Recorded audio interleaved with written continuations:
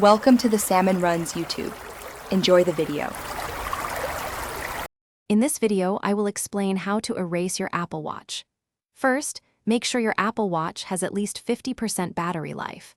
This prevents any interruptions during the reset. Next, you'll need to unpair your watch from your iPhone.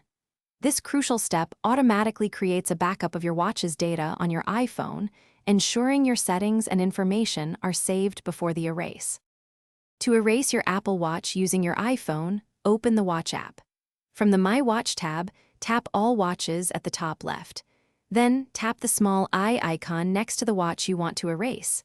Select Unpair Apple Watch and confirm when prompted.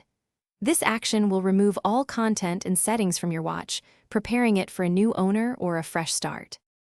If you don't have your iPhone handy, you can erase your Apple Watch directly. On your watch, open the Settings app. Scroll down and tap General, then select Reset.